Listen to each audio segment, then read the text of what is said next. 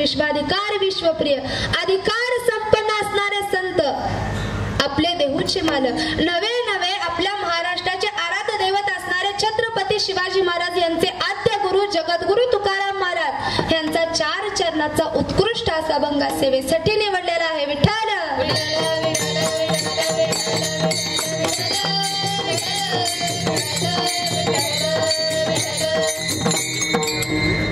एकी केली हातोफळी ठाया बळी पावले आम्ही देवा शक्तीने भाकुतेने करुणा. बघा आपले देहूचे मालक ह्या अभंगात काय सांगतात. आपले देहूचे मालक जगद्गुरु तुकाराम महाराज सांगतात धर्म रक्षणासाठी अनाथ झालेल्या या समाजाला या प्रजेला कोणीतरी नाथ पाहिजे होता आणि त्यामुळे आपल्या महाराष्ट्राचे आराध्य दैवत असणारे छत्रपती शिवाजी महाराजांच्या रूपाने आपल्या या धर्म रक्षणासाठी या प्रजेला एक आधार प्राप्त झाला. आता या अभंगात काय सांगितलेलं आहे. आपल्या जगद्गुरु तुकाराम महाराजांची भक्ती, रामदास स्वामींची युक्ती आणि छत्रपती शिवाजी महाराजांची शक्ती या त्रिवेणी संगमामुळे या नवीन युगाला पहाट फुटली आणि त्यामुळे काय झालं एकी केली हातोफळी. ही जी यवनांची फळी होती ना, यवनांची म्हणजे मुसलमानांची जी फळी होती ती आपल्या छत्रपती शिवाजी महाराज आणि धर्मवीर संभाजी महाराजांनी फोडून टाकली आणि ठाया बळी पावले. आपलं स्वतःचं धर्माचं सिंहासन स्वतःचा राज्याभिषेक करून या समाजाला या स्वराज्याला एक नाथ प्राप्त झाला. आम्ही देवा शक्तीने भाकुतेने करुणा आणि पावटणी केला काळ. हा काळ पार करून पुढे गेले आपले राज आणि तो काळ कसा होता यवनी होता, मुघलांचा तो काळ होता आणि तो काळ पार करून आपले राज पुढे गेले. अहो या समाजामध्ये त्या काळामध्ये अन्याय होत होता, आपल्या प्रजेवरती अन्याय होत होता. हा समाज आपल्या छत्रपती शिवाजी महाराजांनी एका छताखाली एकत्र आणलं आणि ह्या स्वराज्याची स्थापना केली. तुका म्हणे वीर्यावीर. आपल्या देऊचे मालक काय सांगतात बघा, वीर्य म्हणजे या समाजामधली शक्ती आणि शक्तीहीन झालेल्या समाजाला कोणीतरी नाथ पाहिजे होता, म्हणून हे शक्तीचं बळ प्राप्त करून दिले आपल्या त्या छत्रपती शिवाजी महाराजांनी. संत धीर समुद्र. आता हे स्वराज्य स्थापन करत असताना, हे कार्य करत असताना कोणाचा आशीर्वाद होता हो? आपल्या साधू संतांचा आशीर्वाद होता आणि त्यांच्या आशीर्वादाने हे सर्व कार्य निर्विघ्नपणे पार पडलं. हा झाला अभंगाचा सरसरा भावार्थ. विठ्ठल विठ्ठल विठ्ठल विठ्ठल विठ्ठल.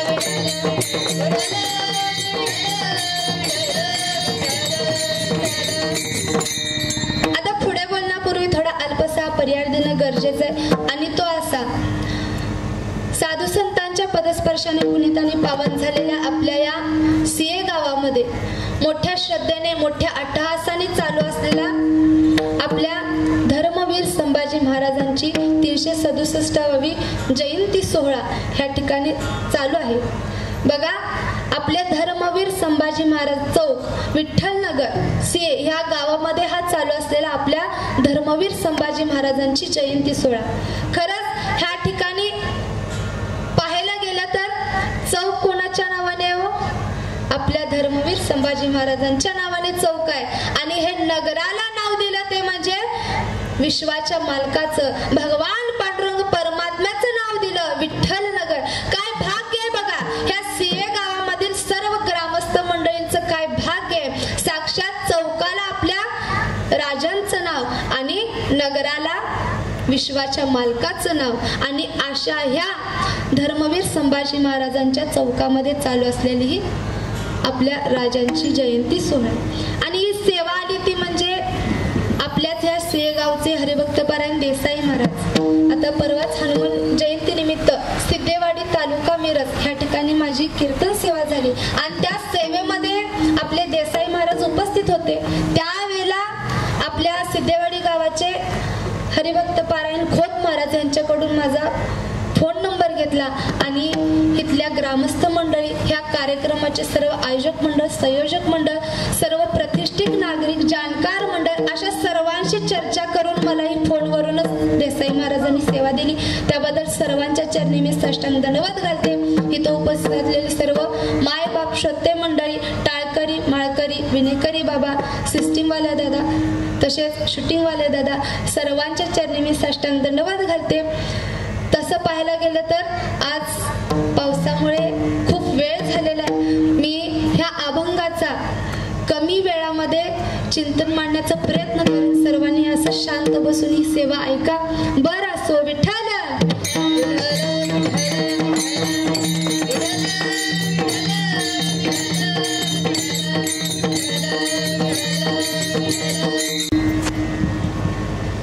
एकी केली हातोफळी, ठाया बळी पावले, आम्ही देवा शक्तीने भाकू तेने करुणा. बघा, आपले देऊचे मालक ह्या अभंगात काय सांगतात? आपले देऊचे मालक ह्या अभंगात काय सांगतात बघा. 350 ते 400 वर्षापूर्वी आपल्या ह्या महाराष्ट्रावरती ह्या मुघलांनी खूप चाल करून आले. अहो, या महाराष्ट्रातील समाजावरती अन्याय झाला, आपला समाज अस्ताव्यस्त झालेला आणि त्यामुळे आपल्या प्रजेचं रक्षण करण्यासाठी या महाराष्ट्राच्या भूमीमध्ये साक्षात भगवंतांनी छत्रपती शिवाजी महाराजांना जन्माला घातलं. मी काय सांगते बघा, त्याच वेळेला आपले देऊचे मालक संत शिरोमणी जगद्गुरु तुकाराम महाराज या ठिकाणी अवतरित झाले, रामदास स्वामी अवतरित झाले आणि त्यामुळे काय झालं, भक्ती, शक्ती आणि युक्ती, आपल्या जगद्गुरु तुकाराम महाराजांची भक्ती, रामदास स्वामींची युक्ती आणि छत्रपती शिवाजी महाराजांची शक्ती हा त्रिवेणी संगम झाला आणि त्यामुळे ह्या स्वराज्याची स्थापना झाली. अशा छत्रपती शिवाजी महाराजांचा जन्म 19 फेब्रुवारी 1630 या रोजी आपल्या महासाहेब जिजाऊंच्या पोटी शिवनेरी किल्ल्यावरती झाला. शिवनेरीवर शुभ जन्मला, शिवनेरीवर शुभ जन्मला, राजांचा छत्रपती साऱ्या राजांचा अधिपती दैवत छत्रपती नामचं दैवत छत्रपती शिवबाचे मावळे आम्हाला नाही कुणाची भीती जय जय भवानी जय जय भवानी जय जय शिवाजी शिवनेरी व शुभ जन्मला शिवनेरी व शुभ जन्मला राजांचा अधिपती साऱ्या राजांचा अधिपती दैवत छत्रपती नामचं दैवत छत्रपती शिवबाचे मावळे आम्हाला नाही कुणाची भीती जय जय भवानी जय जय शिवाजी जय जय भवानी जय जय शिवाजी स्वराज स्थापण्यासाठी त्याने केले एक होळ जाती स्वराज स्थापण्यासाठी त्याने केले एक होळ जाती घेऊन भगवत हाती घेऊन भगवत हाती स्वराज घडवण्यासाठी स्वराज घडवण्यासाठी आई शिवाई आई जिजाई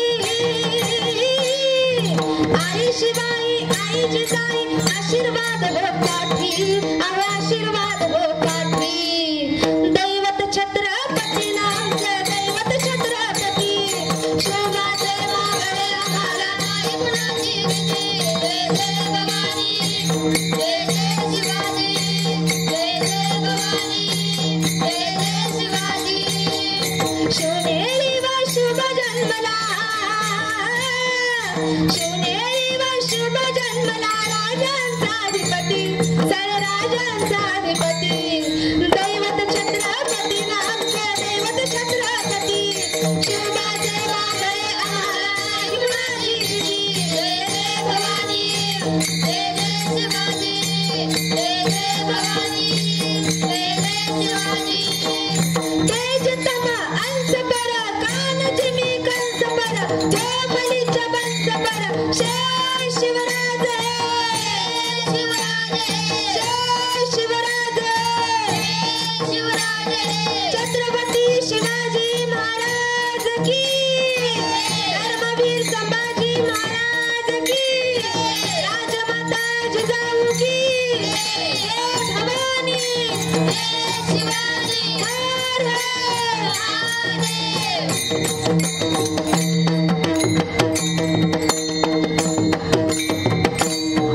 अशा या आपल्या छत्रपती शिवाजी महाराजांचा जन्म महासाहेब जिजाऊंच्या पोटी झाला. अहो आपले छत्रपती शिवाजी महाराज ज्या वेळेला महासाहेब जिजाऊंच्या पोटामध्ये होते ना पोटामध्ये त्यावेळेपासून त्यांच्यावरती चांगले संस्कार होऊ लागले. त्याच वेळेला ठरलं की आपले राज काय करणार आणि आपले हे असे राजे छत्रपती शिवाजी महाराज महासाहेब जिजाऊंच्या संस्कारामध्ये लहानाचे मोठे होत होते. अवघे 35 वर्षामध्ये बघा मी काय सांगते अवघ्या 35 वर्षामध्ये 750 वर्षाचं पारतंत्र्य आटवून आपल्या शिवाजी राजांनी या स्वराज्याची स्थापना केली. मी काय सांगते अवघ्या 35 वर्षामध्ये म्हणते किती वर्षाचं 750 वर्षाचं पारतंत्र्य आटवलं आणि या स्वराज्याची स्थापना केली. असे आपले राजे झाले आणि हे कशामुळे साध्य झालं भक्ती शक्ती आणि युक्ती हा त्रिवेणी संगम झाला आणि त्यामुळे सर्व साध्य झालं. आता हे कार्य करत असताना आपल्या राजांसोबत कोण होतं कोण सोबतीला होतं तुमचे आमचे पूर्वजच होते ना तुमचे आमचे पूर्वजच होते. आता तुम्ही म्हणाल कसं काय बरं लय विचार करू नका आपण थोडस महाभारतामध्ये जाऊ. महाभारतामध्ये साक्षात भगवंताने श्रीकृष्णाच्या रूपाने ह्या ठिकाणी अवतार घेतला. त्याच वेळा गोपाळाने सुद्धा ह्या ठिकाणी अवतार घेतला. ते कोण होते तुमचे आमचे पूर्वजच होते. रामायणामध्ये भगवंताने प्रभू रामचंद्रांच्या रूपाने या ठिकाणी अवतार घेतला. त्यावेळेला वानर सैन्याने या ठिकाणी अवतार घेतला. ते वानर सैन्य तुमचे आमचे पूर्वजच होते आणि ह्या कलियुगामध्ये 350 वर्षापूर्वी आपल्या छत्रपती शिवाजी महाराजांनी या ठिकाणी जन्म घेतला आणि त्याच वेळेला ह्या मावळ्यांच्या रूपाने तुमचे आमचे पूर्वजच जन्माला आले. मी काय सांगते तुमच्या लक्षात येते ना? आणि ह्याच वेळेला आपले जगद्गुरु तुकाराम महाराजांनी सुद्धा अवतार घेतला. अहो हेच जगद्गुरु तुकाराम महाराज ज्या वेळेला रामायणामध्ये भगवंताने प्रभू रामचंद्रांच्या रूपाने अवतार घेतलेला, त्या वेळेला आपल्या तुकाराम महाराजांनी अंगदच्या रूपाने अवतार घेतलेला. महाभारतामध्ये भगवान श्रीकृष्णाने अवतार घेतला, त्या वेळेला वानर सैन्यामध्ये आपल्या जगद्गुरु तुकाराम महाराजांनी उद्धवाच्या रूपाने अवतार घेतला. आणि असे हे जगद्गुरु तुकाराम महाराज या कलियुगामध्ये 350 वर्षापूर्वी छत्रपती शिवाजी महाराज जन्माला आले आणि त्याच वेळेला तुकाराम महाराज सुद्धा अवतरित झाले आणि ह्यामुळे सर्व साध्य झाले. असे तुमचे आमचे पूर्वजच त्यावेळेला होते आणि 17 पगड जातीचे मावळे आणि साधू संतांचा आशीर्वाद यामुळे स्वराज्याची स्थापना झाली. आणि असे हे आपले छत्रपती शिवाजी महाराज. बघा आपले शिवाजी महाराज महासाहेब जिजाऊंसोबत शहाजी राजांच्या सांगण्यावरून पुण्यामध्ये राहिले. आपले शिवाजी राजे लहान होते आणि महासाहेब जिजाऊंसोबत पुण्यामध्ये राहिले. त्यावेळेला पुणे कसं होतं? अहो राया रावानं उजाड भकास करून टाकलेलं ते पुणे. आणि अशा पुण्यामध्ये त्यांनी एक पार रावली, त्यावरती कवटे अडकवली आणि सांगितलं ह्या पुण्यामध्ये जो कोणी राहील त्याचा वंश नष्ट होईल. आणि ह्या भीतीपोटी त्या ठिकाणी कोणी राहत नव्हतं. सर्व प्रजा डोंगर दऱ्यामध्ये जाऊन राहू लागली. कंदमुळं खायची, जगण्यासाठी मरायचं आणि मरण्यासाठी जगायचा हाच त्यांचा जीवनाचा अट्टहास झाला. त्याच वेळेला अशा भकास उजाड झालेल्या पुण्यामध्ये आपल्या महासाहेब जिजाऊ शहाजी राजांच्या सांगण्यावरून छत्रपती शिवाजी राजांना घेऊन राहिले. स्वराज्य करायचं होतं, राज्य करायचं होतं. कोणावर करावं राज्य? प्रजा होती का पुण्यामध्ये? नव्हती. कुठं होती? डोंगर दऱ्यामध्ये जाऊन राहू लागली. त्याच ठिकाणी कंदमुळं खायची. आणि त्याच वेळेला आपल्या महासाहेब जिजाऊने आवाज दिला, तुम्ही या परत पुण्यामध्ये. प्रजा म्हणाली कुणाच्या भरोशावर येऊ आम्ही? महासाहेब जिजाऊ म्हणाल्या आपल्या शिवबा राजांच्या भरोशावरती परत तुम्ही पुण्यामध्ये या. आपल्या महासाहेब जिजाऊंचं ऐकून सर्व प्रजा एक एक करत आपल्या गावात परतली, घरामध्ये राहू लागली. पण प्रत्येकाच्या समोर एकच प्रश्न पडला, अरे आपण गावात आलो, घरात राहू लागलो, पण खावं काय, प्यावं काय, शेती करावी तर पेरावं काय? सर्व प्रजा महासाहेब जिजाऊंकडे गेली. महासाहेब आम्ही गावात आलो, घरात राहू लागलो, पण खावं काय, प्यावं काय, शेती करावी तर पेरावं काय? महासाहेबांनी विचार केला आणि या महाराष्ट्रातील पहिली संस्था स्थापन केली आणि त्या संस्थेचं नाव दिलं स्वराज्य. आणि या स्वराज्य नावाच्या संस्थेच्या संस्थापिका आपल्या महासाहेब जिजाऊ झाल्या. अहो या संस्थेतून आपल्या महासाहेब जिजाऊंनी ह्या शेतकऱ्यांना शेती करण्यासाठी बियाणे दिले, खत दिलं, अवजारे दिली. बघता बघता आपले शेतकरी शेती करू लागले, पीक पिकू लागलं, कष्टाला फळ आलं. पण त्याच वेळेला त्यांचं प्रारब्ध अडवलं. अहो डोंगर दऱ्यातून रानटी जनावर शेतामध्ये येऊन पिकाची नासाडी करू लागले, पिकाची उद्ध्वस्त करू लागले. डोळ्या देखत उभ्या पिकाची नासाडी होता दिसू लागली. सर्व प्रजा पळत पळत महासाहेबांकडे आली. महासाहेब अहो तुम्ही आम्हाला शेती करण्यासाठी बियाणे दिले, खत दिले, अवजारे दिले, आम्ही सुद्धा पीक पिकवू लागलो, शेती करू लागलो. बघता बघता कष्टाला फळ आलं महासाहेब. पण रानटी जनावर शेतामध्ये येतायत, पिकाची नासाडी करतायत. महासाहेब काहीतरी करा.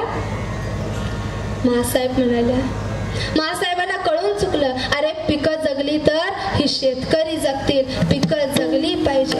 आणि त्याच वेळेला प्रत्येक गावागावातून दौंडी दिली, जो कोणी या रानटी जनावरांचा शिकार करेल त्याला सोन्याचं कडं दिलं जाईल. बघता बघता प्रत्येक गावागावातून, प्रत्येक घराघरातून तरणीबाज पोरं बाहेर पडली. अहो रातोरात त्या शेतावरती पहारा द्यायची. एखादं रानटी जनावर दिसलं तर त्याची शिकार करायची, शेपूट तोडून आणून आपल्या महासाहेबांना दाखवायची आणि सोन्याचं कडं मिळवायला लागली. बघा आपल्या महासाहेब जिजाऊंनी एका दगडात 2 पक्षी मारले. पहिला म्हणजे ह्या रानटी रानटी जनावरांपासून ह्या पिकाचं संरक्षण होऊ लागलं। आणि दुसरं म्हणजे प्रत्येक गावागावातून तरणीबाज जिगरबाज मावळ्यांची मांदियाळी आपल्या स्वराज्यासाठी आपोआपच तयार झाली। काही दिवस निघून गेले। एके दिवशी रात्रीचा 1:30चा प्रहर, लाल महालाच्या बाहेर 5-6 पोरं येऊन गोंधळ घालू लागले। तसा पहारेकरी पुढार पाहिलं, 5-6 पोरं आले। एका पोराच्या पाठीवरती शिकार केलेलं रानटी जनावर होतं। तो पहारेकरी म्हणाला, काय पोरानं आताच्या वेळेला इथं काय काम काढलं? त्याच वेळेत पोरगा म्हणाला, आम्हाला महासाहेबांना भेटायचंय, तुम्ही दौंडी दिली होती नवा? जो कोणी या रानटी जनावरचं शिकार करेल त्याला सोन्याचं कडं दिलं जाईल। हे बघा महासाहेब, सोन्याचं कडं घेऊनच, हे बघा महासाहेब रानटी जनावर घेऊनच आलोय। त्यावेळेला तो पहारेकरी म्हणाला, अरे महासाहेब झोपलेले आहेत, रात्रीचं 1:30-2 वाजलेले आहेत, सकाळ पारी ये की। त्यावेळेला ती पोरं ऐकणार, हट्ट धरला आणि त्याच वेळेला महासाहेबांनी हा गोंधळ ऐकला। बाहेर आला, पाहता तर 5-6 पोरं आलेले। एका पोराच्या पाठीवरती शिकार केलेलं रानटी जनावर होतं। महासाहेब म्हणाला, काय गडबड आहे, कसला गोंधळ ऐकू येतोय? तसा ज्या पोराच्या पाठीवरती रानटी जनावर होतं तो पोरगा पुढे सरकला आणि म्हणाला, महासाहेब तुम्ही दौंडी दिली होती नवा? जो कोणी ह्या रानटी जनावरचं शिकार करेल त्याला सोन्याचं कडं दिलं जाईल। हे बघा महासाहेब रानटी जनावर घेऊनच आलोय। त्यावेळेला आपल्या महासाहेब जिजाऊ एकदा त्या पोराकडे बघत होत्या, एकदा त्या जनावराकडे पाहिलं आणि म्हणाल्या, अरे पोरा, त्या दौंडीत असंही सांगितलेलं अख्खं जनावर आणायची गरज नाही, शेपूट तोडून आणली तरी तुला सोन्याचं कडं दिलं जाईल। त्यावेळेला त्या पोरानं लाजून मान खाली घातली आणि म्हणालं, महासाहेब ध्यानातच नाही राहिलो। महासाहेब म्हणाला, बरं ठीक आहे पोरा, अरे सकाळ पारी आला असतास तर तुला सोन्याचं कडं दिलं नसतं का रे मी? त्यावेळेला त्या पोराच्या डोळ्यातून पाणी येऊ लागलं, गळगळ पाणी येत होता आणि तो रडतच आपल्या महासाहेबांना काय म्हणाला बघा। तो पोरगा म्हणतो, महासाहेब अहो मला सोन्याचं कडं पाहिजे म्हणून आलो नाही महासाहेब, मला सोन्याचं कडं पाहिजे म्हणून आलो नाही महासाहेब, तुमच्या कौतुकाची थाप माझ्या पाठीवरती पडावी म्हणून आलोय महासाहेब, मला सोन्याचं कडं।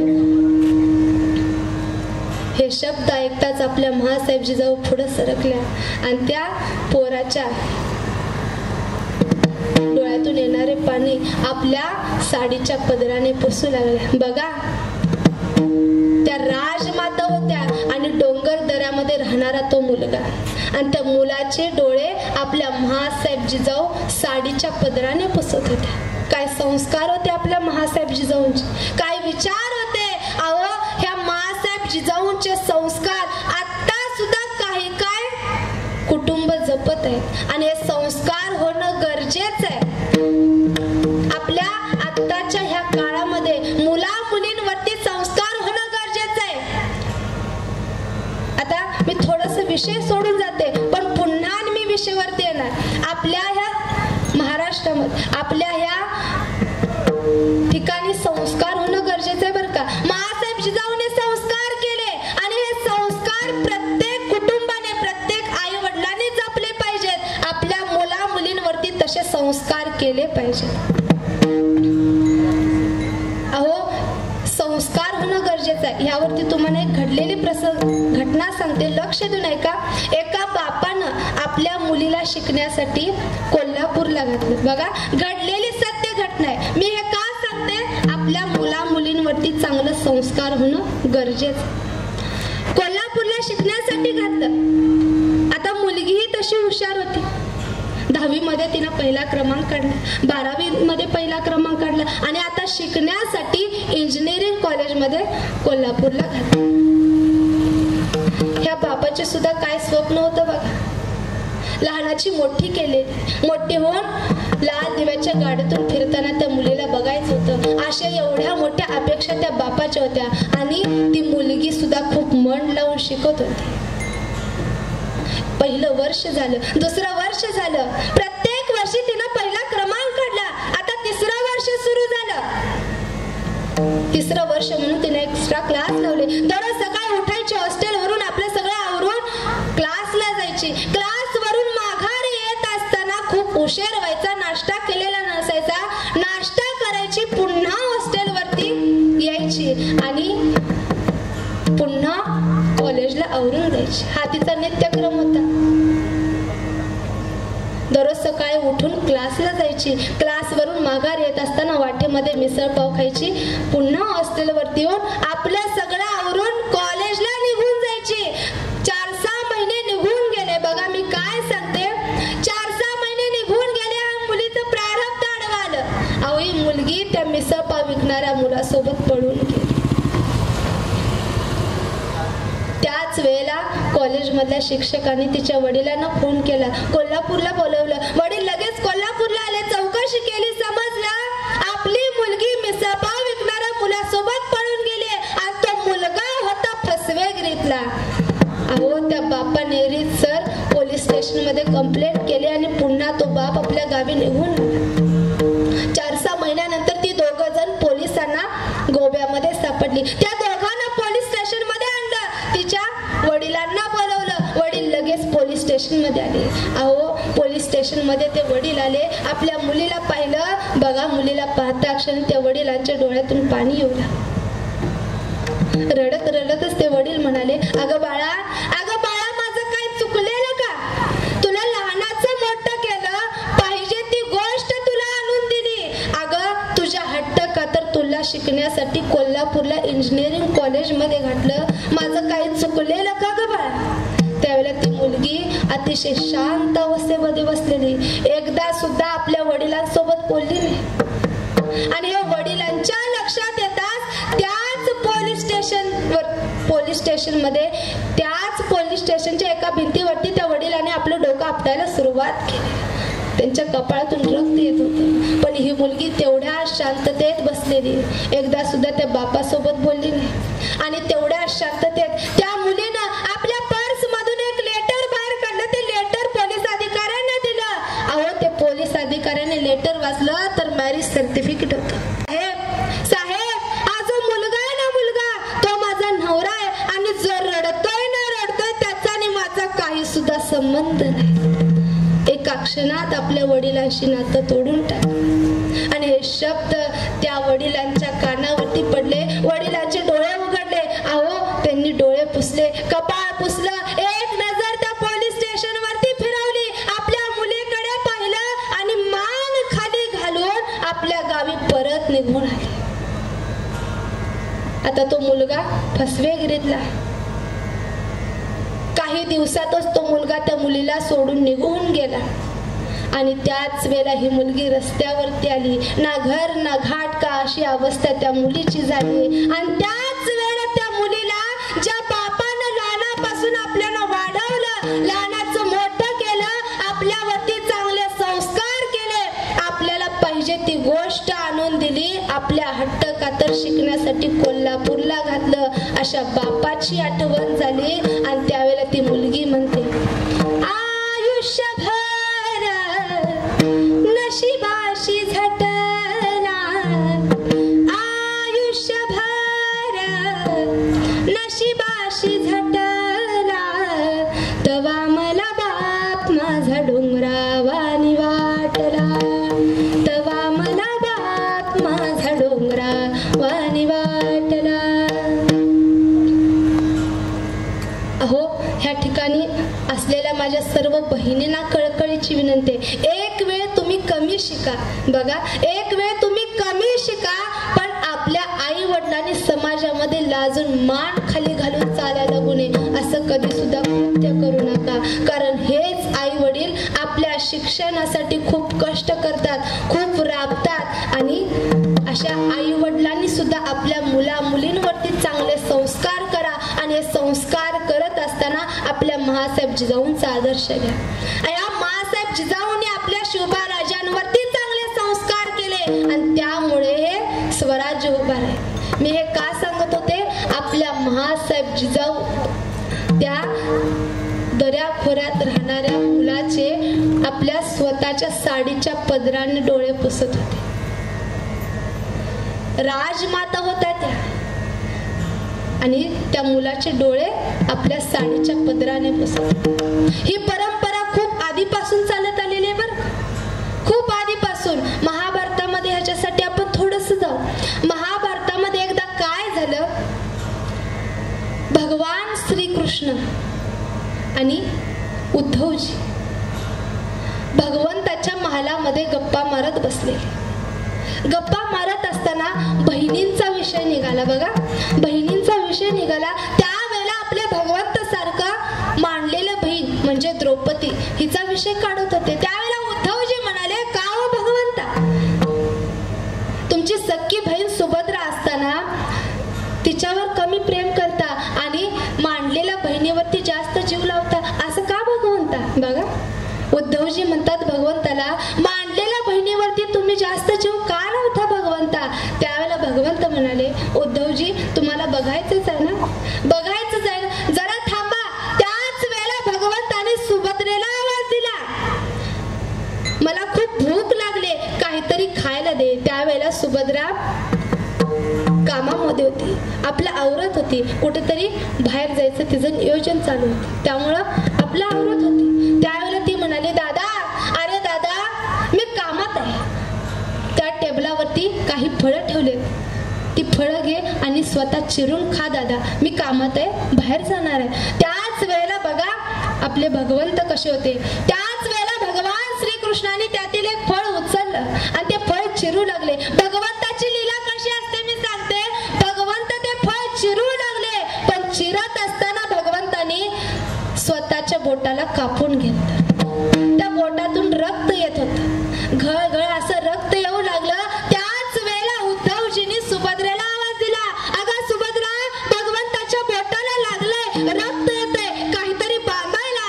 त्यावेळेला आपली सुभद्रा आजूबाजूला भगवंताला बांधण्यासाठी काहीतरी चिंदी शोधू लागली, पण तिला चिंदी सापडली नाही.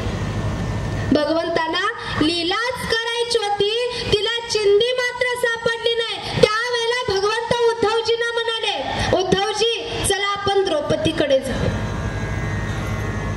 उद्धवजी आणि भगवंत द्रौपदी मातेकडे जाऊ लागले. त्यावेळेला आपल्या द्रौपदी माता तुळशीला प्रदक्षिणा घालत होत्या, हातामध्ये पूजेचं ताट आणि मुखामध्ये भगवंताचं नामजप होतं. अशा तल्लीन होऊन आपल्या द्रौपदी माता तुळशीला प्रदक्षिणा घालत होत्या. आता मला सांगा, तुम्ही घालता का तुळशीला प्रदक्षिणा? महिला मंडळ घालता का? प्रत्येकाच्या दारात तुळस आहे ना, मग दररोज सकाळी उठून तुळशीला प्रदक्षिणा मात्र घालत जावं. आपल्या द्रौपदी माता तुळशीला प्रदक्षिणा घालत होत्या, हातात पूजेचं ताट होतं आणि मुखामध्ये भगवंताचं नामजप होतं. एवढ्या तल्लीन होऊन तुळशीला प्रदक्षिणा घालत होत्या. आणि त्याच वेळेला उद्धवजींनी आवाज दिला, अगं द्रौपदी, भगवंताच्या बोटाला कापलंय, भगवंताच्या बोटातून रक्त येतंय, द्रौपदी काहीतरी बांधायला. द्रौपदीने तिथूनच आवाज दिला, या भगवंत या, मी काहीतरी बांधायला घेऊन येते. त्याच वेळेला काय झालं, द्रौपदी माता प्रदक्षिणा मारत असताना सहज त्याचं लक्ष भगवंताच्या बोटावरती गेलं. रक्त येत होतं, पितांबर रक्ताने लाल झालेला. आणि हे पाहताच द्रौपदीने हातातलं ताट असं खाली फेकलं आणि पळत पळत पळत भगवंताकडे गेली. डोक्यावरचा पदर काढला आणि पदराच्या बाजूने साडी फाडली आणि भगवंताच्या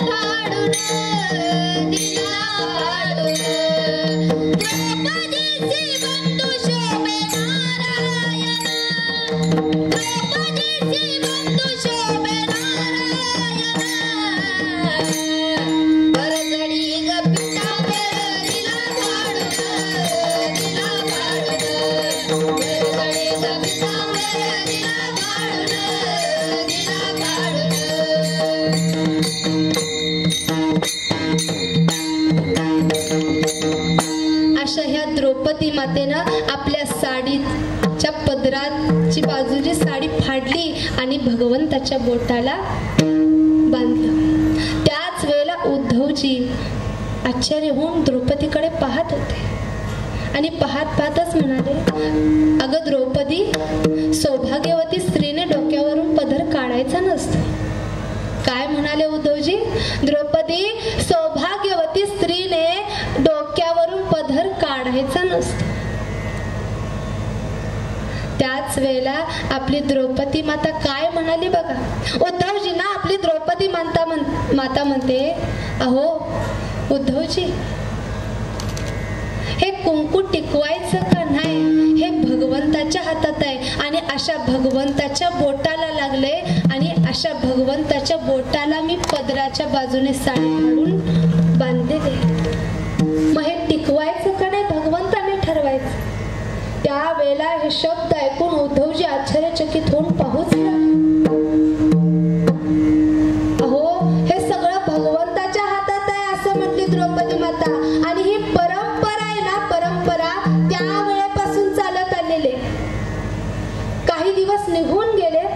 एके दिवशी काय झालं, कौरव आणि पांडव यांच्यामध्ये जुगार खेळ चालू झाला आणि या खेळामध्ये आपल्या पांडवांनी आपलं सगळं काही कौरवांना दिलं, आपलं सगळं काही पांडव हरले खेळामध्ये. शेवटी आपल्या पत्नीला म्हणजे द्रौपदीला पणाला लावलं आणि द्रौपदीला सुद्धा हरले.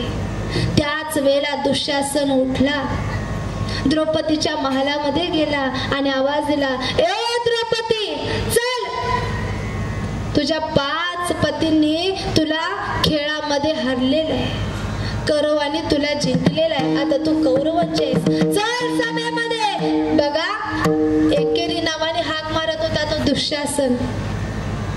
वहिनी होत्या, आई समान त्या वहिनी होत्या, पण तो दुःशासन द्रौपदी मातांना एकारी नावाने हाक मारत होता.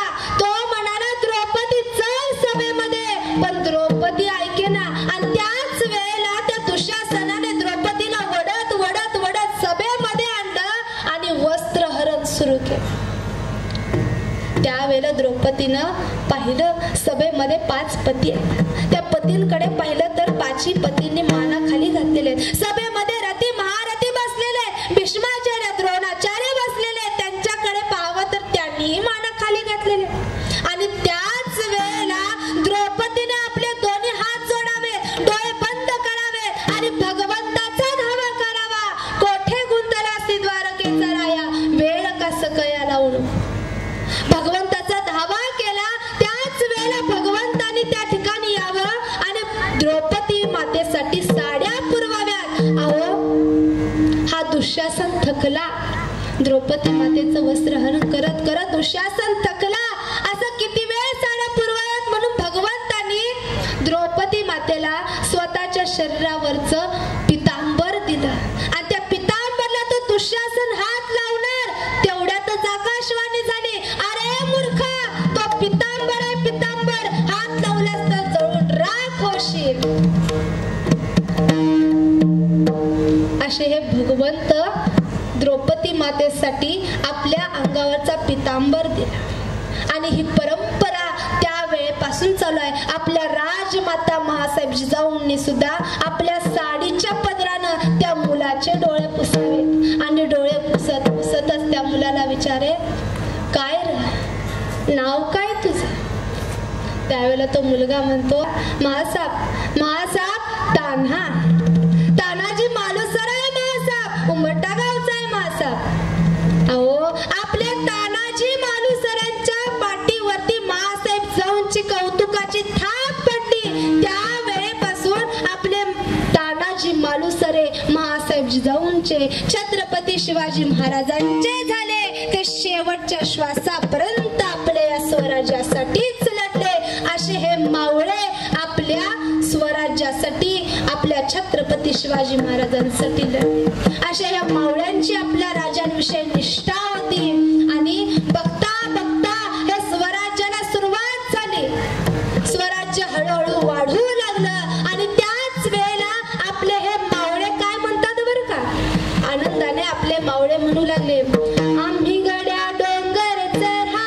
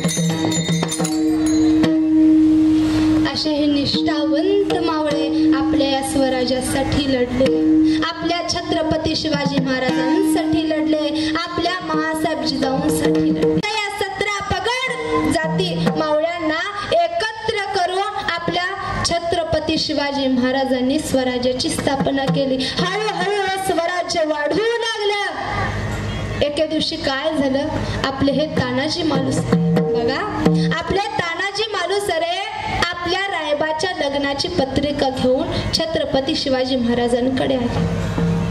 त्यावेळेला आपले राजे टक लावून कोंढाण्याकडे बघत होते. तानाजी मालुसरे आले हे पाहताच छत्रपती शिवाजी महाराजांना आनंद झाला आणि म्हणाले, अरे ये ताना ये, अरे ताना ये बस. त्याच वेळेला आपले तानाजी मालुसरे म्हणाले, राज अहो राज, तुम्ही बाहेर टक लावून काय पाहत होता? राजा काय म्हणतात बघा, अरे ताना ताना, अरे कोंढाणा गड घ्यावा म्हणतोय. आपल्या महासाहेब जिजाऊंचे म्हणजे आऊसाहेबांची इच्छा आहे की हा कोंढाणा गड आपल्या स्वराज्यामध्ये यावा, कोंढाणा गड घ्यावा म्हणतोय. त्याच वेळेला हे शब्द ऐकताच तानाजी मालुसरेने हातातल्या लग्नाच्या पत्रिका थिरकावून टाकल्या आणि तानाजी मालुसरे म्हणाले, आधी लग्न कोंढाण्याचे, मग माझ्या रायबाची. बघता बघता स्वारीची तयारी चालू झाली. मावळ्यांना एकत्र घेऊन आपले तानाजी मालुसरे कोंढाणा गडावरती गेले. त्यावेळेला कोंढाणा गडाचे सुभेदार उदयवान होता. बघता बघता घनघोर असं युद्ध सुरू झालं. त्या युद्धामध्ये आपल्या तानाजी मालुसरेंची ढाल तुटली आणि त्याच वेळेला तानाजी मालुसरेने आपल्या कमरेचा शेला काढून हाताला गुंडाळला आणि तशाच घाया अवस्थेमध्ये या उदयभानासोबत युद्ध सुरू केलं. युद्ध करत होते. युद्ध करत करत करत आपले तानाजी मालुसरे धारातीर्थ पडले, धारातीर्थ पडले.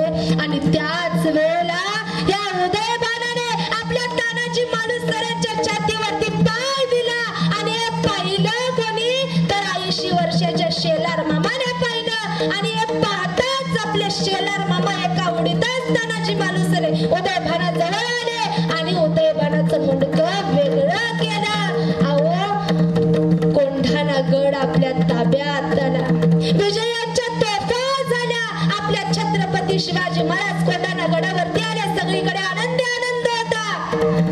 आणि त्याच वेळेला आपल्या राजांना समजलं आपले तानाजी मालुसरे हा कोंढाणा किल्ला घेत घेत थरातीर्थ पडले. हे समजताच आपल्या राजांनी तानाजी मालुसऱ्यांना आपल्या मांडीवरती घेतलं. डोळ्यातून आपोआपच पाणी येऊ लागलं. घळघळ पाणी येत होतं आणि त्यातच आपले शिवाजी राजे म्हणाले, अरे गड आला, अरे गड आला, पण माझा सिंह गेला, सिंह गेला. असे आपले हे निष्ठावंत मावळे या स्वराज्यासाठी लढले. बघता बघता स्वराज्य वाढू लागलं. सुरुवात झाली आणि अशा ह्या मावळ्यांना एकत्र करून या शिवाजी महाराजांनी या स्वराज्याची स्थापना केली. आणि हे कशामुळे साध्य झालं? ह्या अभंगात तुकाराम महाराज सांगतात, भक्ती, शक्ती आणि युक्ती या त्रिवेणी संगमामुळे हे साध्य झालं. आपल्या जगद्गुरु तुकाराम महाराजांची भक्ती, रामदास स्वामींची युक्ती आणि छत्रपती शिवाजी महाराजांची शक्ती. अभंगाचं प्रथम चरण.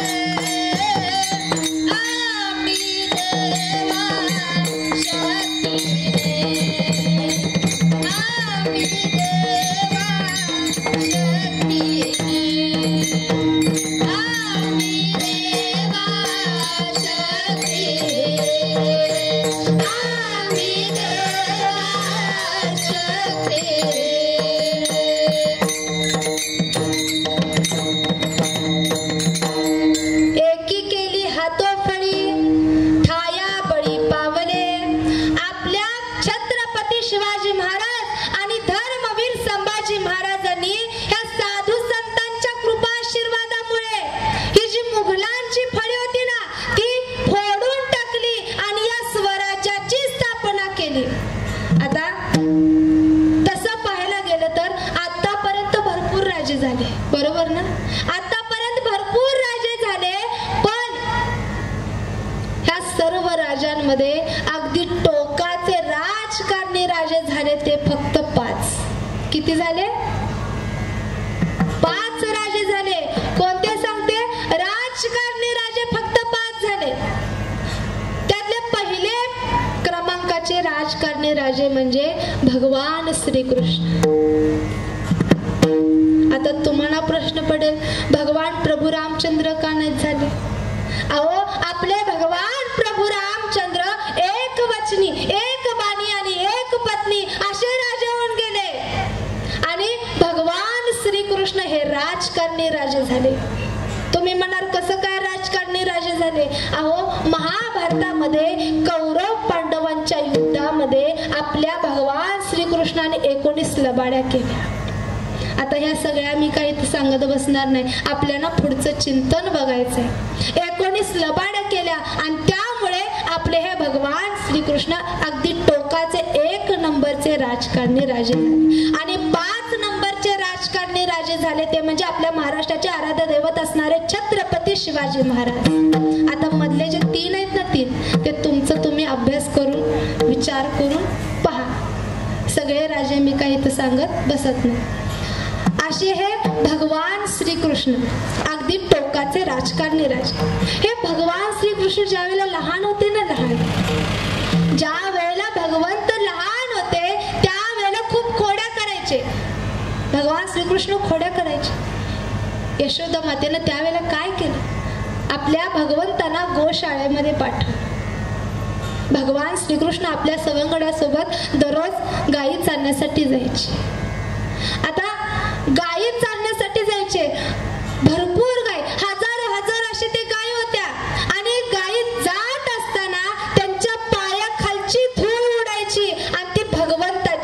अंगावरती येऊन बसायची. ती धूळ कशी होती? पांढरी धूळ होती. अहो, आता सुद्धा मथुरेला जावा, वृंदावनामध्ये जावा, त्या ठिकाणी पांढरी माती बघायला भेटते. मी गेल्या वर्षी गेले होते, त्यामुळे मी पाहिलेलं आहे. त्या ठिकाणी पांढरी माती आता सुद्धा आहे. आणि अशी पांढरी माती, त्या मातीतून गायी जात असताना त्यांच्या पायाखालची धूळ उडायची आणि ती धूळ आपल्या भगवंताच्या अंगावरती बसायची. भगवंत लहान होते, त्या गायीच्या माग माग माग जायचे, त्यांच्या अंगावरती ती धूळ बसायची आणि त्या धुळीमुळं आपले भगवंत पांढरे शुभ्र व्हायचे. एक सवंगडी पळत पळत यशोदा मातेजवळ गेला आणि म्हणाला, माता, अहो आपल्या कन्हैयाला बघा, कन्हैया कसा दिसतोय बघा. त्यावेळेला यशोदा मातेनं पाहिलं तर आपले कन्हैया पांढरे शुभ्र दिसत होते. कन्हैयाला पाहताच यशोदा माता हसली आणि हसत हसतच म्हणाली, अरे कान्हा, तू पांढरा शुभ्र दिसतोयस रे. अरे तू परत ह्या ठिकाणी अवतार घेशील ना, त्यावेळेला तुला पांडुरंग म्हणून ओळखलं जाईल. आणि ह्या कलियुगामध्ये ह्याच भगवंताने या ठिकाणी अवतार घेतला आणि ह्या भगवंताला पांडुरंग म्हणून ओळखलं जातं. बरोबर ना? असे भगवान पांडुरंग परमात्मा, ह्या भगवंताची वारी करा.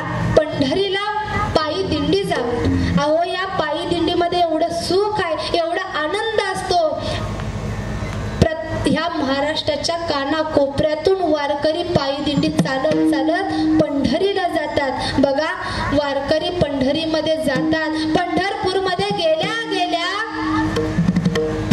रांगेमध्ये उभा राहून भगवंताचं दर्शन घेण्यासाठी जातात. बघा, भगवंताचं दर्शन घेण्यासाठी जात असताना आपल्या कान्होपात्रेच्या समाधीचं दर्शन होतं. बरोबर ना? संत कान्होपात्रेच्या समाधीचं दर्शन झाल्यानंतर भगवान पांडुरंग परमात्म्याचं दर्शन होतं. मला सांगा, या संत कान्होपात्रेच्या समाधीचं दर्शन घेतल्यानंतर भगवंताचं एकट्याचंच दर्शन होतं का? नाही. मग कोणाचं होतं? जगाची माई रुक्मिणी माता हिचं सुद्धा दर्शन होतं. म्हणून हाताने टाळी आणि मुखाने भजन, विठोबा रखुमाई, विठोबा रखुमाई, विठोबा रखुमाई, विठोबा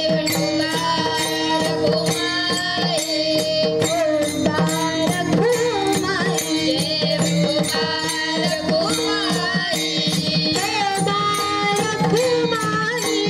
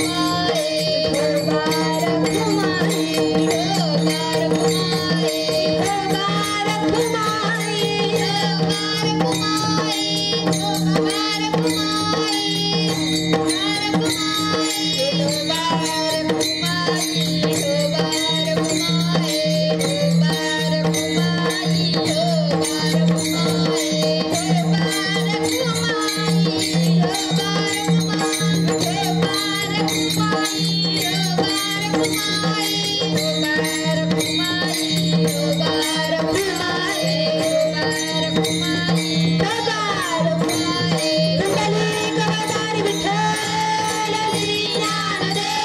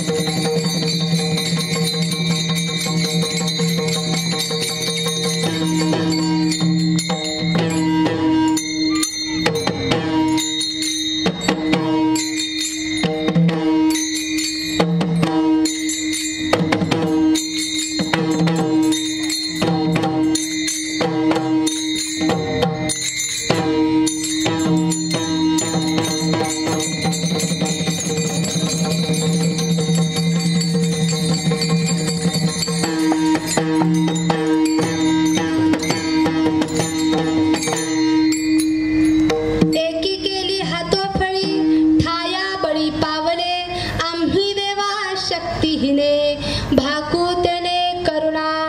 असे हे आपले जगद्गुरु तुकाराम महाराज या अभंगामध्ये सांगतात. ह्या धर्म रक्षणासाठी अनाथ झालेल्या समाजाला कोणीतरी नाथ पाहिजे होता आणि त्यामुळे आपल्या छत्रपती शिवाजी महाराजांच्या रूपाने ह्या धर्म रक्षणासाठी ह्या समाजाला आधार प्राप्त झाला.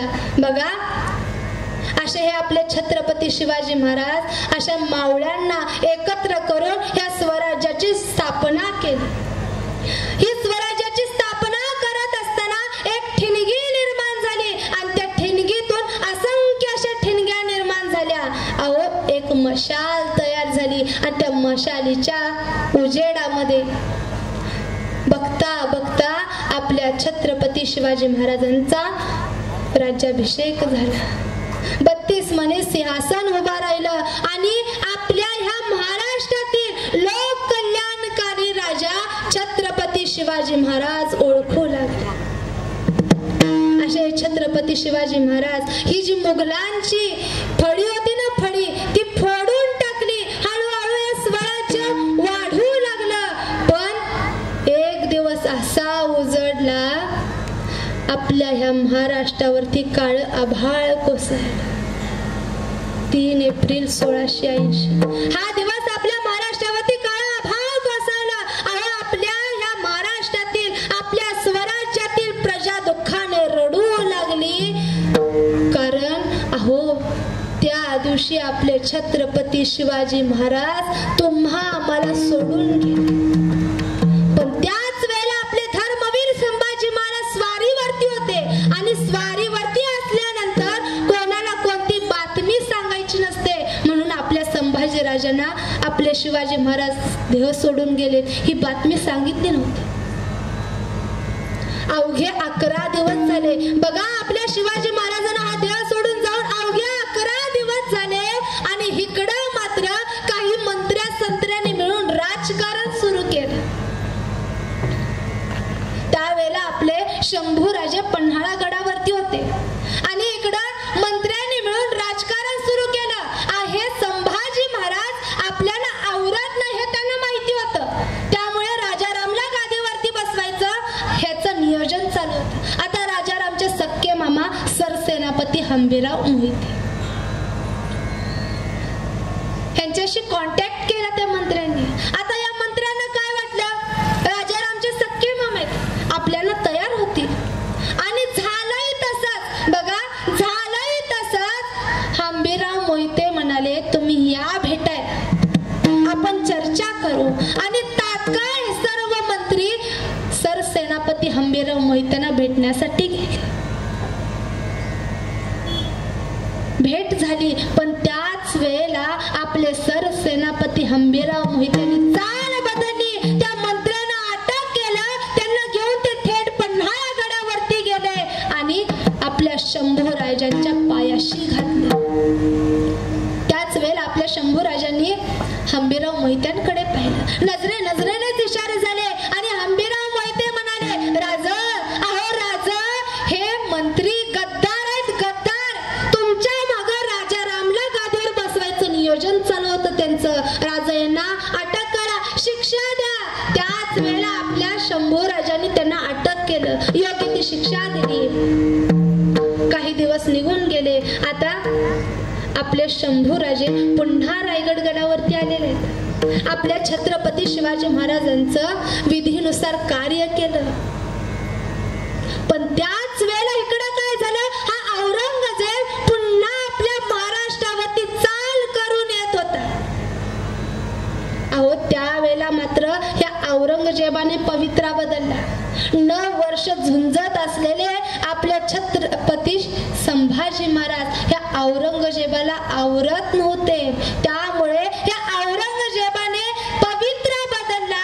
पण इकडं शिर्के फितूर झाले आणि ही बातमी आपल्या शंभूराजांना समजली. शंभूराजे शिर्क्यांकडे गेले. शिर्क्यानं योग्य ती शिक्षा दिली, पण त्यातून गणोजी शिर्के निसटला आणि औरंगजेबाला जाऊन मिळाला. अहो, ही औरंगजेबाची चालच होती. या औरंगजेबाला माहिती होतं, जोपर्यंत संभाजी महाराज रायगड गडावरती आहेत तोपर्यंत संभाजी राजांना तो मारू शकत नव्हता आणि कोणत्याही परिस्थितीत या औरंगजेबाला आपल्या संभाजी महाराजांना रायगड गडावरून खाली आणायचं आणि झालंही तसंच. आपले संभाजी महाराज रायगड गडावरून खाली आले. आपल्या संभाजी महाराजांना माहिती नव्हतं ही औरंगजेबाची चाल आहे. शिर्क्यांना शिक्षा देऊन आपले संभाजी महाराज पन्हाळा गडावरती गेले आणि ही बातमी समजली मुखरब खानाला. हा मुखरब खान 10-15 हजार सैन्यानिशी पन्हाळा गडाकडे चाल करून येत होता. त्यावेळेला पन्हाळा गडाचे सेनापती मालोजी राजे होते. मालोजी राजांना समजलं आणि मालोजी राजे म्हणाले, राजा, अहो राजा, तुम्ही वा पुढं, रायगड गाठा राजा. त्यावेळेला आपले शंभू राजे रायगड गडाकडे जाऊ लागले, पण ह्या मुघलांनी सर्व वाटा बंद केलेल्या, एकही वाट शिल्लक नव्हती. राजांना जाता येईना, पण एक वाट शिल्लक होती. ती राजांच्या लक्षात आली आणि ती वाट म्हणजे संमेश्वराची. आपले राजे अवघे 100 मावळ्यांना घेऊन संमेश्वराला गेले. एक रात्र पाटलांच्या वाड्यामध्ये राहिले आणि त्याच वेळेला फितूर होते ना, त्याने फितुरी केली आणि मुखरब खानाला ही बातमी सांगितली. मुखरब खानाला ही बातमी समजतात. मुखरब खान आपल्या 10-15 हजार सैन्यानिशी संमेश्वराला येऊ लागला. संमेश्वराला येत असताना पन्हाळा गडावरून एका मावळ्यानं पाहिला. तो मावळ्यानं पाहता क्षणी मावळा पळत पळत आपल्या मालोजी राजांकडे आला आणि म्हणाला, राजा, राजा, अहो राजा, पन्हाळा गडाच्या बाहेरून काही मुघल सैन्य जात असताना दिसली. मालोजी राजा म्हणाले, कुठं? तो मावळा म्हणाला, राजा, संमेश्वराच्या दिशेने गेली राजा. अरे अरे, घात झाला. आपलं शंभू राजा अवघ्या 100 मावळ्यानिशी संमेश्वरामध्ये पाटलांच्या वाड्यामध्ये मुक्कामाला राहिले. अरे घात झाला. बघता बघता 500 मावळे सज्ज झाले. बघा, 500 मावळे सज्ज झाले आणि अशा 500 मावळ्यांना घेऊन आपले मालोजी राजे संमेश्वरामध्ये आले. छत्रपती संभाजी महाराजांजवळ आले आणि सांगितलं, राजा, राजा, अहो राजा, तुम्ही व्हा, रायगड गडाकडे जावा राजा, कारण हा मुखरब खान 10-15 हजार सैन्यानिशी तुम्हाला पकडण्यासाठी येत आहे. राजा, तुम्ही व्हा पुढं. त्यावेळेला आपलं शंभू राजा काय म्हणतात बघा.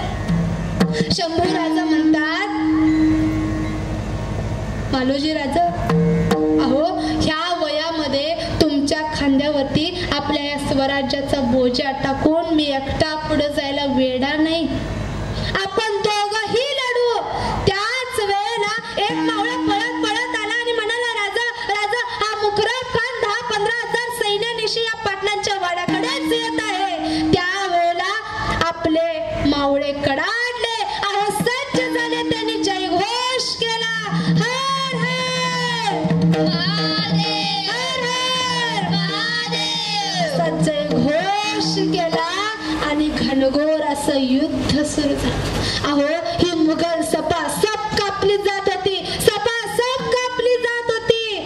त्यावेळेला आपले छत्रपती शिवाजी महाराज काय म्हणायचे माहितीये का? आपले छत्रपती शिवाजी महाराज म्हणायचे, माझा एक एक मावळा बघा, माझा एक एक मावळा 100 जणांना भारी पडतो. पण हितलं चित्र वेगळंच होतं. अहो आपला एक एक मावळा 500 जणांना भारी पडत होता. या मुघलांना सपासप कापत होते. आपले 60 वर्षाचे मालोजी राजे तर दोन्ही हातामध्ये तलवार घेतल्यात आणि या मुघलांना सपासप कापत होते. पण एकाच वेळी 5-25 मुघलांनी मिळून आपल्या मालोजी राजांवरती वार केला आणि तो वार मालोजी राजांनी दोन तलवारीने वरच्या वर झेलला. तो वार फिरकावून टाकला. अहो मावळे सगळे बाजूला पडले आणि एका वारातच सगळ्या मावळ्या मुघलांना खलास. हे शौर्य, हे धैर्य तो मुखरब खान बघत होता. काय लढतोय मालोजी राजा, हे शौर्य मुखरब खान बघत होता आणि बघत बघतच त्याच्या तोंडातून शब्द बाहेर पडले, अरे वाघ कसा असतो, अरे वाघ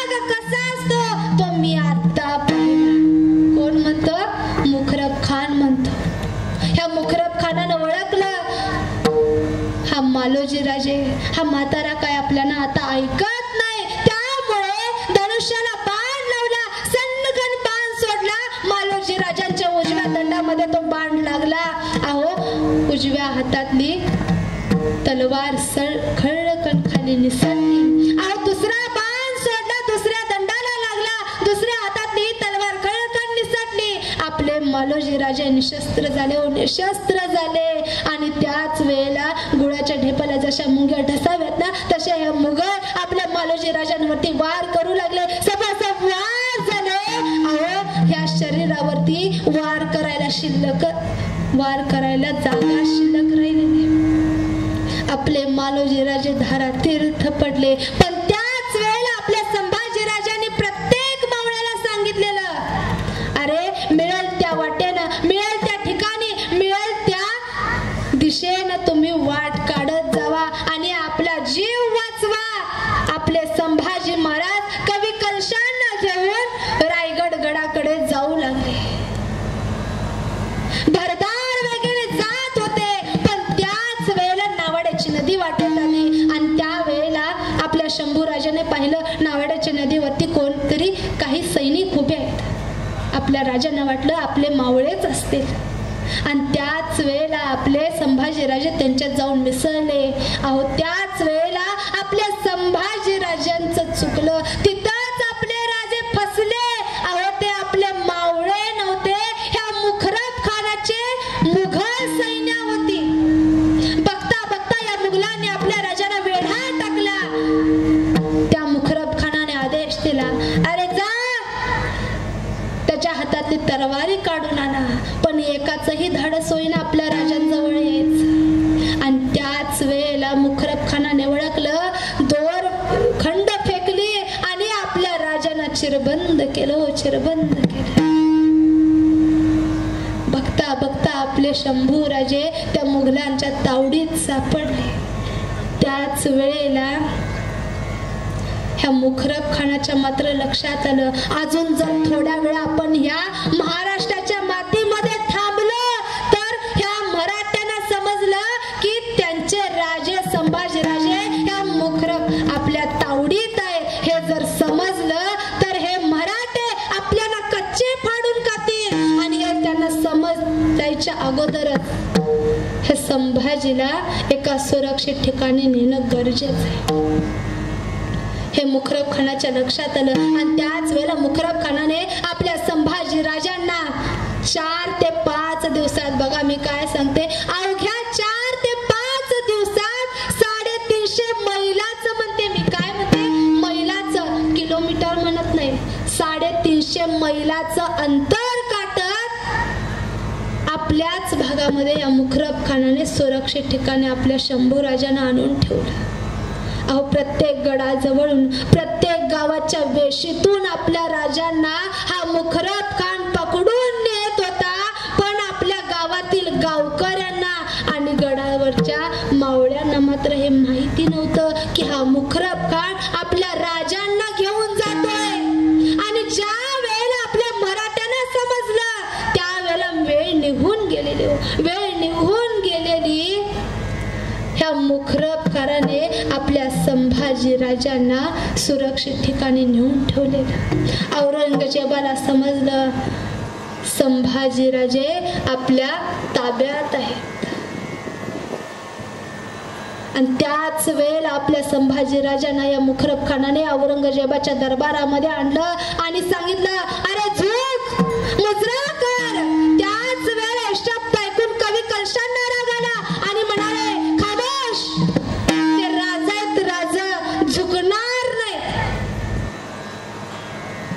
अहो हे शब्द ऐकून औरंगजेबाला राग आला. औरंगजेब आपल्या सिंहासनावरून उठला, शंभूराजांच्या समोर आला आणि गुडघ्यावरती बसून दोन्ही हात वर केला आणि अल्लाहला दुआ मागू लागला. हे अल्लाह, अल्लाह, असा एक तरी पोरगा माझ्या पोटी का जन्माला घातला नाहीस रे? आपले संभाजी महाराज हसले आणि म्हणाले, अरे माझ्यासारखा पुत्र जन्माला यायला शिवाजी सारखा बाप व्हायला लागतं. काय म्हणतात आपले संभाजी महाराज? संभाजी महाराज म्हणाले, अरे तुझ्या पोटी माझ्यासारखा पुत्र कसा जन्माला येईल? अरे तू तुझ्या बापाला विष देऊन मारलंस आणि तुझ्या पोटी जन्माला येतोय असा पुत्र. त्याच्यासाठी शिवाजी सारखा बापच व्हावं लागला. संभाजीराजे बोलत होते, पण हा मुखरब कान दोन्ही हात वरती करून अल्लाला दुवा मागतच होता. आणि त्याच वेळेला आपले संभाजी महाराज म्हणाले, कवी कलशांना म्हणाले, कवीजी अहो कवीजी, ह्यावरती तुम्हाला एखादी कविता सुचते? कवीजींना आश्चर्य वाटलं. अरे काय माणूस आहे, औरंगजेबाच्या तावडीत सापडलाय, मरणाच्या दारात उभा आहे आणि काय म्हणतात राजा आपलं, एखादी कविता सुचते का सांगा ना. आपल्या राजाने सांगितलं, कवीजी म्हणा ना एखादी कविता. त्यावेळेला कविता आपल्या कवीजींनी म्हणाली, बघा राजन, अहो राजन तुम हो सांझ हो. बघा आपले कवीजी काय म्हणतात, राजन तुम हो सांझ हो, तुम खूप लढे हो जंग, तुम्हारा तेज देखकर हे औरंगजेब घुटने पे बैठा है. आपले कवीजी म्हणतात, राजे राजे तुमचं शौर्य, तुमचं धैर्य, तुमचं तेज पाहून हा औरंगजेब स्वतःच सिंहासन सोडून तुमच्या समोर येऊन गुडघ्यावरती बसलाय. हे शब्द ऐकताच औरंगजेबाला राग आला आणि रागाच्या भरामध्ये म्हणाला, अरे संभाजी सांग, कोण कोण गद्दार होते माझे सरदार, कुठं लूट करून ठेवली माझी. त्याच वेळेला आपले संभाजी राजे म्हणाले, अरे तुझ्यासारखं गद्दार नाही आम्ही, तुझ्यासारखी गद्दारी आमच्या रक्तात नाही, रक्तात. आपल्या शंभू राजांना हा औरंगजेब म्हणाला, अरे संभाजी मी 2 चुका केल्या, 2 चुका, आता तिसऱ्यांदा मी चुकणार नाही. बघा औरंगजेब सांगतो, मी 2 चुका केल्या, त्यातली पहिली चूक केली ती म्हणजे शहाजहानने आपल्या शहाजी महाराजांना कर्नाटक मध्ये जिवंत सोडून दिलं. अहो तो औरंगजेब सांगतो, त्याच वेळेला शहाजी महाराजांना जर मारलं असतं तर शिवाजी महाराज उभाच राहिला नसता. औरंगजेब म्हणतो, दुसरी चूक केली ती मी स्वतः केली. औरंगजेब सांगतो, स्वतः मी दुसरी चूक केली ती म्हणजे आग्र्याच्या भेटीमध्ये शिवाजी महाराजांनी माझा अपमान केला, तरी देखील शिवाजी महाराजांना जिंदा सोडून दिलं. आणि त्याच वेळेला शिवाजी महाराज मारले असते तर तू उभाच राहिला नसतास. ह्या 2 चुका मी केल्यात संभाजी, आता तिसऱ्यांदा मी चुकणार नाही, तुला मी आता मारणार. अहो बघता बघता ह्या औरंगजेबाने सजा सुनावली, सजा अंमलात आणली. पहिली सजा, अरे आंखें निकाल दो उसकी, जबान काट दो उसकी, अशी सजा सुनावली. पहिली सजा अंमलात आणली. अहो एक मुघल दोन्ही हातामध्ये लाल बुंद सळ्या घेऊन आपल्या शंभू राजांकडे येत होता. आणि हे पाहिलं शंभू राजाने, काय वळखायचं ते वळखलं आणि म्हणाले, अरे ह्याच डोळ्याने स्वराज्य पाहिलं, अरे ह्याच डोळ्याने ह्या मावळ्यांना पाहिलं, आपल्या मावळ्यांना पाहिलं, अरे ह्याच डोळ्याने छत्रपती शिवाजी महाराजांना म्हणजे आबासाहेबांना पाहिलं, ह्याच डोळ्याने महासाहेब जिजाऊंना पाहिलं, ह्याच डोळ्याने आऊसाहेबांना पाहिलं असे म्हणाले. आणि त्यांनी डोळे झाकले. बघता बघता बघता ह्या मुघलांनी ते लाल बुंद दोन्ही सळ्या आपल्या राजांच्या डोळ्यामध्ये घुसवले. सर सर सर करून आवाज आला. अहो नुसता काळ्या खुट्ट खोबण्या राहिल्या, खोबण्या राहिल्या. काय हाल होत होत, हे मुघल काय अत्याचार करत होते. दुसरी सजा अंमलात आणली. अहो जबान काढतो. काही 5-6 मुघल आपल्या शंभू राजांचं तोंड उघडण्याचा प्रयत्न करत होते, पण आपल्या शंभू राजांचं ते तोंड होतं. कसं उघडणार तोंड? अहो सिंहाच्या जबड्यात घालून हात मोजती दात ही मराठ्याची जात असे सांगणारे ते संभाजी राजे होते. आणि त्यांचं तोंड ते मुघल उघडण्याचा प्रयत्न करत होते, पण तोंड काय उघडेना. शेवटी एका मुघलाने अक्कल चालवली. आपल्या शंभू राजांचं नाक दाबलं. अहो आपल्या शंभू राजांचा श्वास गुदमरू लागला आणि थोडस तोंड उघडलं. ह्याच संधीचा फायदा घेऊन एका मुलाने चिमटा तोंडामध्ये खस्सकन घातला आणि जीभ बाहेर काढली. वरून तलवारीचा वार झाला आणि आपल्या शंभू राजांपासून जीभ वेगळी झाली. काय हाल होत होत. हे मुघल काय अत्याचार करत होते हो आपल्या शंभू राजांवरती. अहो असे अत्याचार 40 दिवस आपल्या शंभू राजांवरती होत होते. अहो कोणी यावं दगड फेकून मारावं. फेकलेल्या ठिकाणाहून रक्ताच्या चिलखंड्या उडाव्यात. कोणी यावं थुकून जावं. कोणी यावं शिवी देऊन जावी. कोणी यावं बोट छाटून जावे. कोणी यावं पायाची बोट काढावे. कोणी यावं गुडघे काढावेत. अहो कोणी यावं अंगावरती तलवारीच्या टोक्याने रेग वडावी आणि ते वडलेल्या रेगेतून घळघळ असं रक्त येईल. अहो शेवटी या मुघलाने तर हद पार केली. अहो या मुघलांनी आपल्या शंभू राजांच्या मांडीचं मांस काढलं. असे अत्याचार आपल्या शंभू राजांचे होत होते. आपले शंभू राजे रक्ताने रक्तबंबाळ झाले. अखेर तो शेवटचा दिवस उजाडला. 40वा दिवस फाल्गुनी वद्य अमावस्या 11 मार्च 1689 हा दिवस उजाडला आणि शेवटची सजा सुनावली औरंगजेबाने. उसके मुंडक कलम करा. अहो आपल्या शंभू राजांचं मुंडक कलम केलं. या मुघलांनी ते मुंडक घेतलं. आपल्या महाराष्ट्राच्या मातीमध्ये आले. इंद्रायच्या नदीवरती काठावरती एक पार राहिली आणि त्या पारेवरती आपल्या शंभू राजांचं मुंडक अडकवलं.